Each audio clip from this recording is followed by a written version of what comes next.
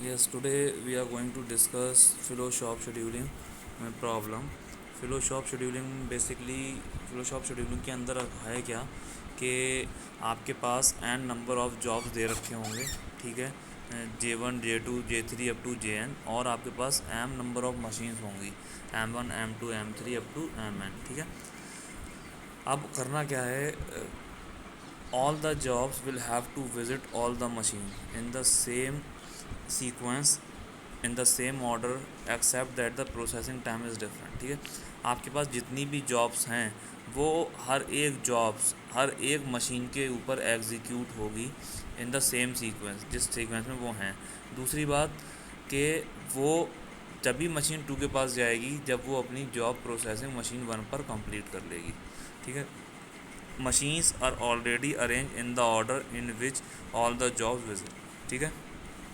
अब टू अभी हम जो यहाँ पर डिस्कस करेंगे, we will discuss about two machine flow shop problem, ठीक है। N jobs and two machines, ठीक है। मेरे पास एन नंबर ऑफ़ जॉब्स हैं और मेरे पास मशीन्स कितनी हैं जो मुझे उन पर एग्जीक्यूट कराना है, वो हैं 2, ठीक है। यहाँ पर मैंने एक टेबल बना रखी है, अगर आप देखें M1 M2, और मैंने जॉब्स रखी हैं अरेंज करके J1 J2 J3 J4 J5, ठीक है। अब सपोज़ कर लो मेरे पास जॉब 1 है, वो एग्जीक्यूट होने के लिए मशीन 1 पे टाइम लेती है 10 मिनट्स का और M2 के अंदर 6 मिनट्स का, ठीक है। तो सबसे पहले जब मैं इसको एग्जीक्यूट कराऊंगा, इसको प्रोसेस करने का तरीका क्या है कि सपोज़ कर लो मैंने जॉब J1 मेरे पास आई, ठीक है। अब जॉब J1 मेरे पास मशीन 1 के अंदर गई है प्रोसेस होने के लिए, ठीक है। उसने प्रोसेसिंग टाइम कितना लिया, 10 मिनट लिया। अब 10 मिनट बाद वो कहाँ जाएगी, वो जाएगी मशीन 2 के पास, और मशीन 2 पे कितना टाइम है, 6, यानी कि मशीन 2 को जो है वेट करना पड़ा 4 मिनट्स का, ठीक है। अब ये मशीन 2 के पास गई, मशीन 2 ने इसको एग्जीक्यूट करा, तो कितने टाइम में एग्जीक्यूट हुआ, वो 6 मिनट का वेट और प्लस 16 मिनट्स के अंदर फिर वो जॉब गई J2 के पास। मशीन वन पे कितना टाइम था, 10, ठीक है। 2 पे आई, उसने 16 मिनट्स लिए, उसके बाद वो गई मशीन 2 के अंदर, तो 16 दिस 12 सॉरी दिस 16 प्लस आपके 12 कितने हो गए।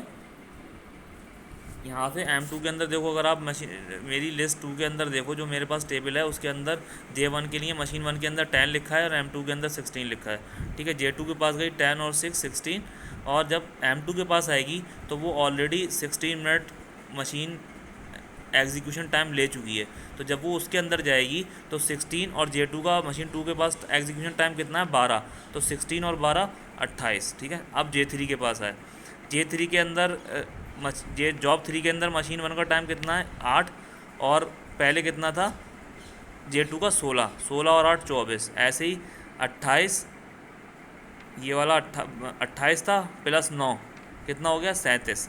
ऐसे ही J4 के लिए 24 प्लस 8 32, 37 प्लस 10 47।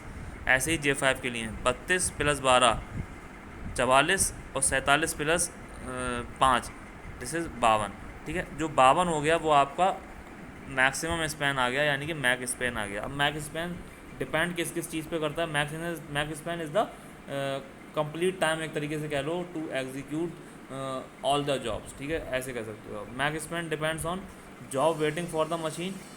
मैक स्पैन किस पे डिपेंड करेगा कि जॉब को वेट करना पड़ा मशीन का कितने टाइम के लिए, या machine wait for the job, मतलब मेरे पास जॉब मेरे पास अवेलेबल थी बट मेरे पास मशीन फ्री नहीं थी, पहला पॉइंट, ठीक है। Job waiting for the machine, ठीक है, कि जॉब को वेट करना पड़ा मशीन का। दूसरी चीज़ है machine wait for the job, मेरे पास मशीन अवेलेबल थी बट मेरे पास जॉब अवेलेबल नहीं थी। मैक स्पैन डिले जो है वो इन 2 चीज़ों पे, इन 2 डिलेस के ऊपर डिपेंड करेगा, ठीक है। अब यहाँ पर मेरे पास एक एल्गोरिथम है, जॉनसन्स एल्गोरिथम, ठीक है। जॉनसन्स एल्गोरिथम क्या है, जॉनसन एल्गोरिथम मेरे पास, पहले तो मैं अपनी जॉब्स को अरेंज करूँगा, ठीक है, कि वो उसका मिनिमम टाइम कितना है एग्जीक्यूट होने का मशीन 1 पे, ठीक है। तो देखो मैंने कौन कौन सी जॉब को सिलेक्ट करा, सबसे पहले मैंने जॉब को सिलेक्ट करा J2 को, क्योंकि मेरे पास जो J2 है उसका मिनिमम टाइम है एग्जीक्यूशन का मशीन 1 पे, ठीक है। J2 के बाद J3 और J4 आते हैं, मैं रैंडमली दोनों को ही लूँगा। एक बार मैं J2 J3 ले लूँगा, फिर मैं एक बार J2 J4 ले लूँगा।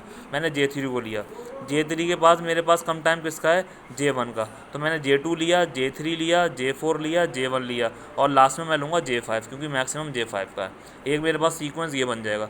दूसरा सीक्वेंस बन गया J2 J4 J3 J1 J5, ठीक है, जैसे मैंने यहाँ पर आपको दिखा रखा है। देखो जॉनसन एल्गोरिथम 1954 में इंट्रोड्यूस हुई थी, ठीक है। यहाँ पर मैंने दो मशीन्स ले ली, M1 M2, और दोनों ही सीक्वेंस ले लिए। पहला सीक्वेंस देखो आप J2 J3 J4 J1 और J5, दूसरा J2 J4 J3 J1 J5। ठीक है, अब मुझे पहले मेरे पास मैक्सिमम स्पैन कितना आया था, जब मैंने अपनी जॉब को सेम सीक्वेंस में लिया था जिस सीक्वेंस के अंदर वो आई थी, तो उसके अंदर मेरा मैक्स स्पैन कितना आया था, 52 आया था। अब मैं क्या करूँगा, मैं जॉब्स को उनके टाइम के अकॉर्डिंग मैं ले रहा हूँ। जो मिनिमम होगी उसको मैं पहले लूँगा, उसके बाद मैक्सिमम, उसके बाद उससे मैक्सिमम, उससे मैक्सिमम, उससे मैक्सिमम, मैं इस ऑर्डर में लूँगा। तो मैं अपने जो मेरा मैक्स स्पैन है, जो मेरा डिले है, वो मैं इसको रिड्यूस कर पाऊँगा या मैं उसको और ऑप्टिमाइज़ कर पाऊँगा। देखो कैसे, मेरे पास सबसे पहले जॉब नंबर J2 है, ठीक है। J2 के अंदर कितनी है, 6 और 12। पहली मशीन के अंदर जब वो मशीन के अंदर गई, उसने 6 का टाइम लिया। मशीन 1 के पास जाएगी ना, तो पहले ये 6 मिनट का टाइम एग्जीक्यूशन में ले चुकी है, उसके बाद मशीन 2 के पास जाएगी तो और 12 मिनट लगेंगे, तो कितना हो गया, 6 और 18। मशीन 2 के पास रुकी वो 18 मिनट के लिए, ठीक है। अब मेरे पास आई जॉब J3 का टाइम कितना था, 8। मशीन 1 पहले ही 6 मिनट का एग्जीक्यूशन कर चुकी है, 8 मिनट का और करेगी, उसका टोटल एग्जीक्यूशन कितना हो जाएगा, 14 मिनट का, ठीक है, 14 मिनट का हो गया। प्लस ये वाली मशीन M2 18 मिनट ऑलरेडी कर चुकी थी, J3 उसमें और आ गया, उसने उसको एग्जीक्यूट करा 9 मिनट, उसका टोटल टाइम कितना हो गया, 27 मिनट। अब मेरे पास जब मैंने J3 जॉब को रन करा लिया, तो मेरे पास M1 का टाइम जो आया वो 14 मिनट आया, M2 का जो टाइम आया वो 27 मिनट आया। अब मैं लूँगा J4 को। J4 मेरा कितना है, 8। देखो 14 और 8, 22, ठीक है, 14 और 8 22, और इधर 10, 27 प्लस 10 37, ठीक है। अब मैं उठाऊंगा J1 को, इसमें 22 था, इसमें 37 था। अब देखो 22 प्लस 8 कितने हो गए, कहाँ गया, अच्छा मैक्सिमम ले लिया इसमें, ओके। J1 को देखना है ना, हाँ 22 और 10 32, J1 का 10 है, 32 प्लस 37 और 6, 37 और 6 कितने हो गए, 44, 37 और 6 43, ठीक है। अब 32 और 43 आ गया। अब मुझे J5 लेना है, 32 प्लस 12 44, और 37 प्लस 43 प्लस 5 49। तो देखो आप, जो इसका मैक्स स्पैन आया J2 J3 J4 J1 J5 का, वो कितना आया, 49 आया। यानी कि इस प्रोसेस से अगर इस सीक्वेंस में मैं अपनी जॉब को एग्जीक्यूट कराऊंगा, तो फिर जो मेरा मैक्स स्पैन है वो ऑप्टिमाइज़ हो जाएगा। यानी कि मेरा जो वेट है मशीन का या जॉब का, वो कहीं ना कहीं रिड्यूस हुआ, मेरा एग्जीक्यूशन फास्ट हो गया अगर मैं इस सीक्वेंस में उसको एग्जीक्यूट करूँगा, ठीक है। अब मैं दूसरे सीक्वेंस के अंदर देखता हूँ, दोनों सीक्वेंस के अंदर बराबर ही आया है। आप देखो इसके अंदर भी 49 आया है, इसके अंदर भी 49 आया है, ठीक है। तो the process of execution the job in any sequence will be same, ठीक है, but somewhere we are reducing the time, ठीक है, we are reducing the wait.